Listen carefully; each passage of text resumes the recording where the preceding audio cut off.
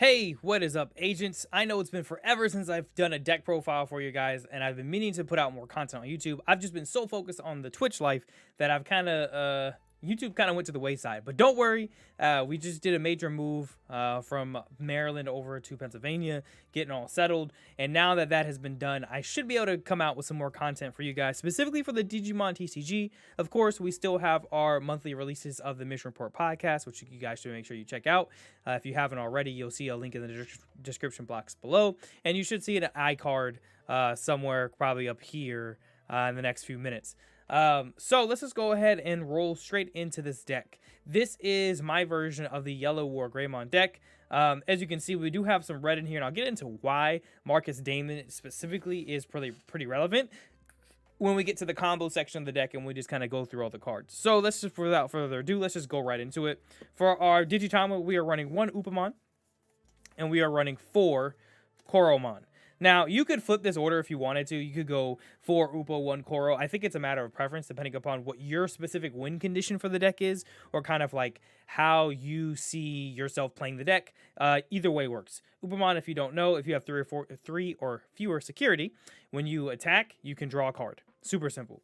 Koromon's when attacking, if you have 3 or fewer, you can drop one of your opponent's Digimon by 1k DP, which just makes for really good combos with WarGreymon, because now instead of dropping just by 6k, you can drop by 7k. Again, when we get into the combo section, I can really talk about how relevant that is. For me, this has not come up super consistently, but at the same time, it's also come up in enough times to be clutch that I personally would rather have this than drawing a card, because this deck itself, you'll be drawing cards and getting cards in your hand like it's nothing anyway. So I don't think it's too big a deal. So that's it for the Digitama. Then for our, we'll go into the tamers and options last. Let's go ahead and go into our level 3s. So we're going to be playing 4 copies of this Patamon.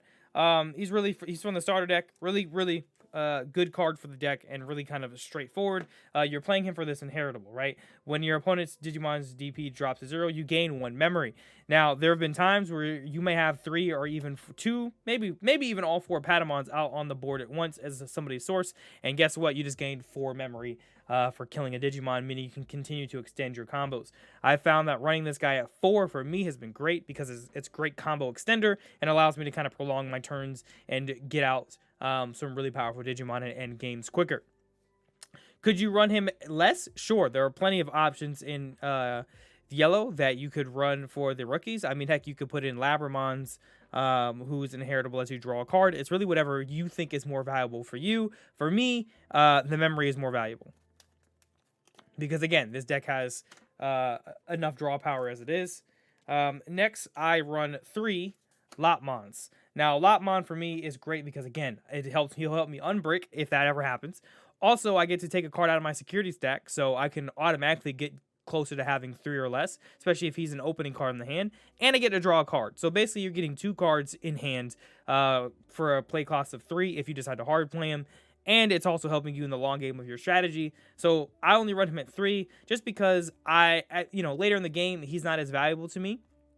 I really kind of want to, if I get him and I get him early, great. If I don't, it's fine. I can just evolve him over rookie, but I really don't want to run him as 4 at a 4. You could if that works for you, but for me, I found 3 was the sweet spot. Next, I'm only running 2 Bushi Agumon. You could run 3. Hell, at one point I tried this deck with 4, and it just didn't work because I found myself drawing into him too much. And what would happen is I'd have to use him to evolve over rookie. And that shit feels really bad. That feels really bad. That's happened to me a few times, even with the deck as it is now. It's fine, but ideally what you want is to combo into him so you can summon him for free and get that rush attack in. But 2 for me is a sweet spot. I think you could do 3. I just wouldn't run him at 4. As cool as he is, I think 4 is too much. Next, I'm only running 2 Labramon. The reason why I'm running 2 is because, again, drawing a card is great, but with my experience with this deck so far, I haven't needed to draw as much as I wanted the extra memory to extend combos. For me, it's always been about extending combos and ending the game as quickly as I can. or rather in as few turns as I can, to kind of give my opponent less time to counteract, to counterattack. And then we have the 2 Salamons from BT2. These Salamons on deletion give you +1 recovery if you have 3 or fewer security cards. This is great if you need to some insurance. Also, it's good because when instead of playing, some of these other cards like Bushi Agumon for free, which we'll get into later when we get to the Anjuamon, you can also drop a Salamon for free. Yeah, you can't attack that turn, but on your next turn, you can always swing into the stack and use them in kind of a rookie rush sort of way. If they survive, cool, I guess, but you really want them to die so you can get that extra security back so that you can kind of keep extending the game depending upon what your opponent's doing. Also, he's a 4 play cost. I don't really hard play this card, but again, if I need to, I will. It's not a big deal. And also, you don't really, I try not to evolve on top of it, but again, if I'm playing it for free and I need to get my Pitomon blocker out or Unimon or whoever, you can always get him out for free and evolve on top of it. So it does have uses. And then lastly, we're only playing 1 Lusamon. I do own 2, but I felt like 1 was enough because I don't really need to see him all that often. And I also found that even at 1, because of the draw power of this deck, just inherently, I see him almost every game. So, he's a great card. Pretty straightforward. You get your on play, you recover 1. Yes, he's a 13 cost, but if you got 10 or more cards in trash, which you probably will, he will be reduced down to a total of a 5 drop. So if you needed to play him just for the recovery, and you didn't have the Anjuamons and stuff set up, you could. That's not how you want to play him, but you definitely can do that if you need to. And plus, because you can't Digivolve on top of him or, Digivolve him on top of something else, that's why I only run the 1. I find that works the best for me. I have seen deck lists where people run 2, 3, and even 4. So let's go ahead and get into our level 4s. So first off, I think this is a staple in every yellow deck, the Tuarimon. Running him at 4, simply because he's a 1-drop evolution, 6 KDP. Pretty standard vanilla. Helps us get into our WarGreymons faster. Next, is Blocker City for our level 4s. We have 4 Unimon. 2-drop classic blocker from the starter deck. The yellow starter deck. Pretty standard. And then, to round out our blockers, we have 4 Pitomon. 1-drop, easy. Yes, you'll lose 2 memory if you attack, but you don't really need to attack with him. The whole purpose is evolve over him, just have a body on board in case you need that extra protection. And because of how much you're playing level 3s for free, getting out these Pitomons, I've had games where I've had 3 Pitomons on board and 1 in raising area just ready to go. So basically 4 ready to go in case of a terrible situation. Now granted, if somebody Alter S's you, you're screwed because Alter S will destroy, obviously, it'll de-digivolve you down to 1, but you're going to lose all the Pitomons, even if, they de-digivolve you from 5 on down. But I don't see a lot of people playing Alter S currently, so that's not too big of a thing to be concerned about, but just know that, board wipes are possible because he only has 5k, but still, that blocker body can really, really, really save your ass. Next, let's go ahead and get into our level 5s. All right, so first we're only running 2 in Tylemon. Again, super simple because of the evolution cost of 2. Helps you ramp up into WarGreymon faster, which is always helpful. But because we're doing a lot of things where we're manipulating our memory, boosting our memory, which you see with our Patamons, and then we have Blinding Rays in here, of course. Sometimes, dropping into the 2-drop in Tylemon, you might even do something crazier than just playing WarGreymon, which we'll get into in a second. So I'll put them over here. Then we are only running 3, not 4, but 3 of the Anjuamons. I used to run 4, but it felt like just unnecessary. I think 3 was a good number because running him at 3 allowed me to put in the second in Tylemon because of the way the deck is set up.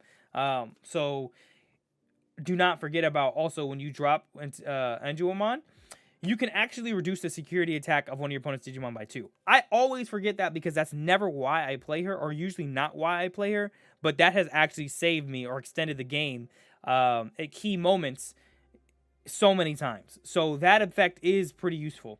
But also, the real reason we're playing here is they're inheritable. When you have 3 or fewer security, you can play 1 yellow level 3 Digimon from your hand without paying its memory costs. So that gives you access to the Salamons that I had mentioned before, but most importantly, it gives you access to Lucemon and Bushi Agumon, because that's really what you're going to be playing off of her ability.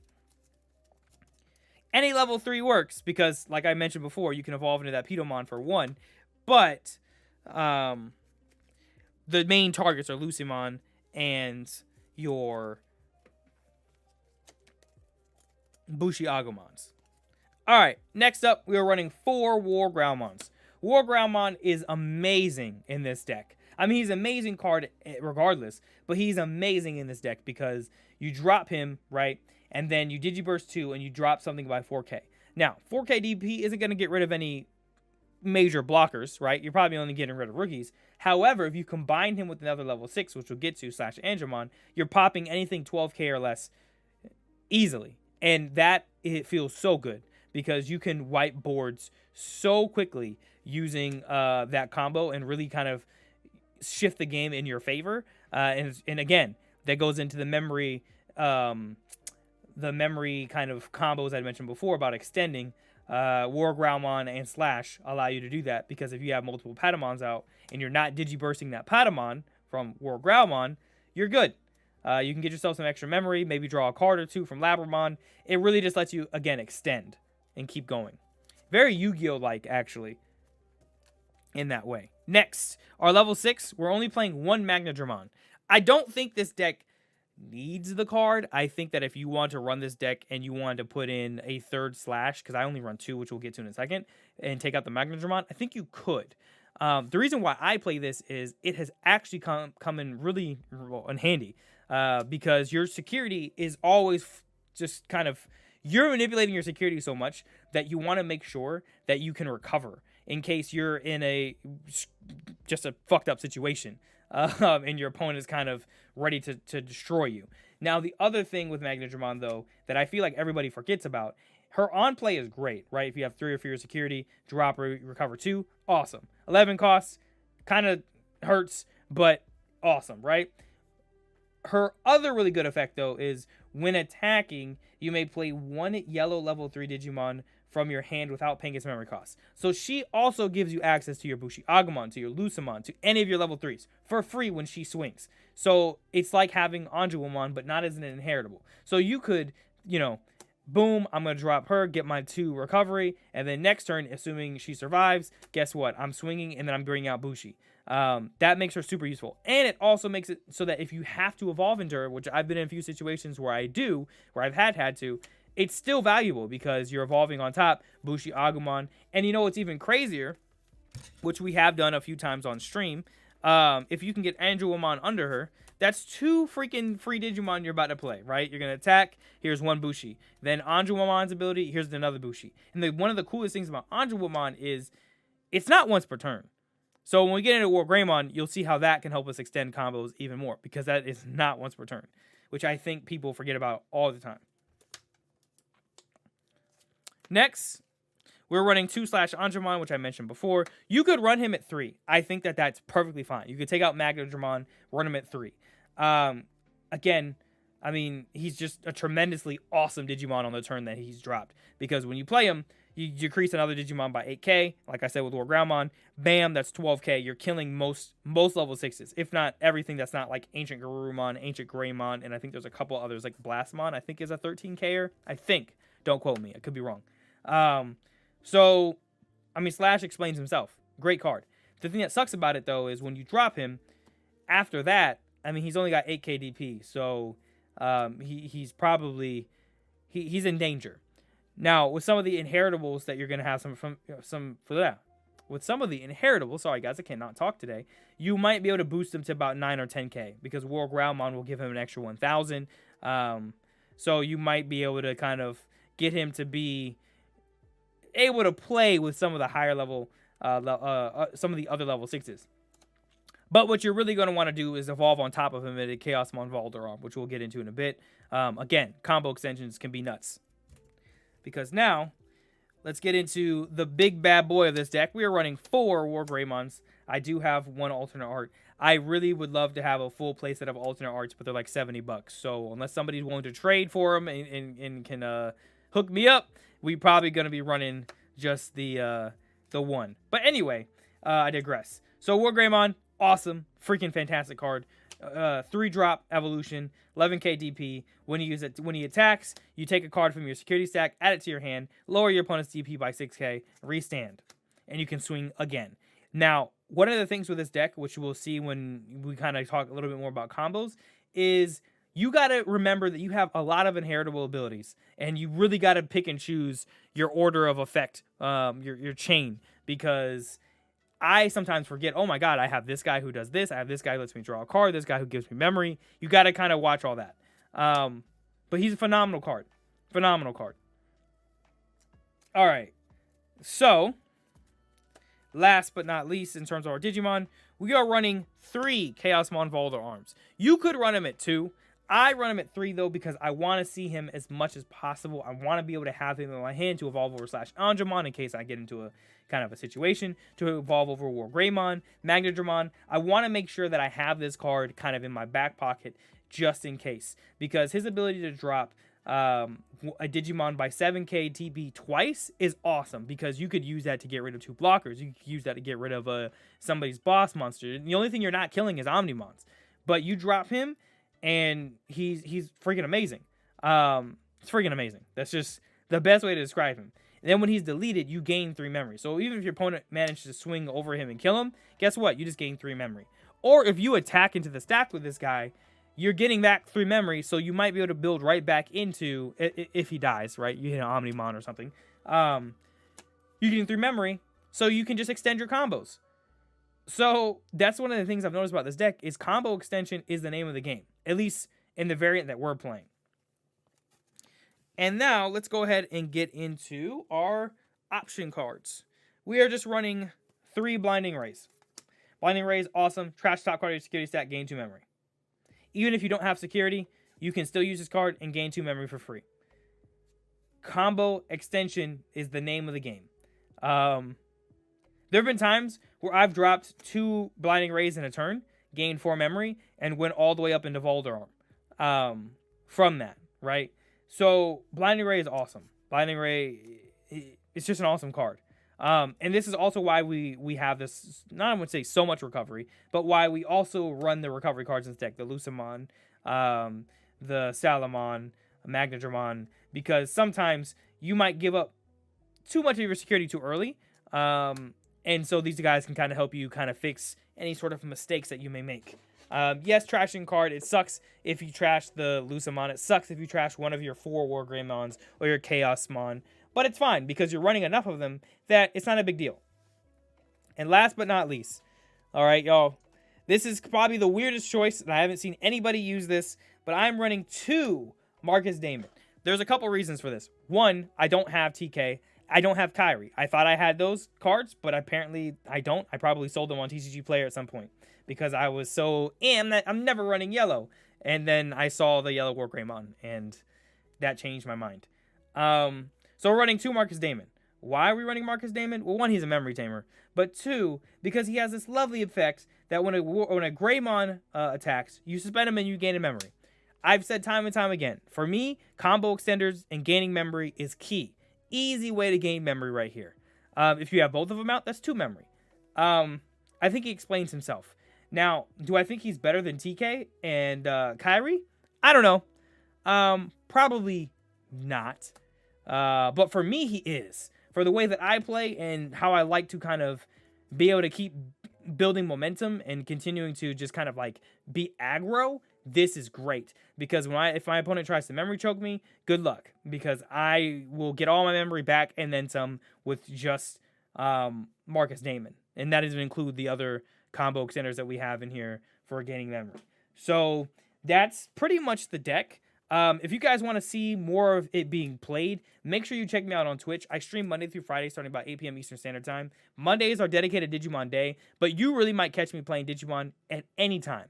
And we're always talking about the game, always kind of figuring out different decks, different ideas, and kind of workshopping things. So make sure to check him out on Twitch. You'll see a link in the Discord, You'll see a link in the description box below, and you also should have seen it popping up on the stream or on the video quite a few times throughout the course of the video. Anyway, guys, I really appreciate you taking the time to check out our deck profile. Let me know what you think about this Yellow WarGreymon deck, what decks you're excited for with BT4, and how you would build your Yellow WarGreymon deck. Anyway, guys, I will check you out in the next video. Have an awesome rest of the day. Peace.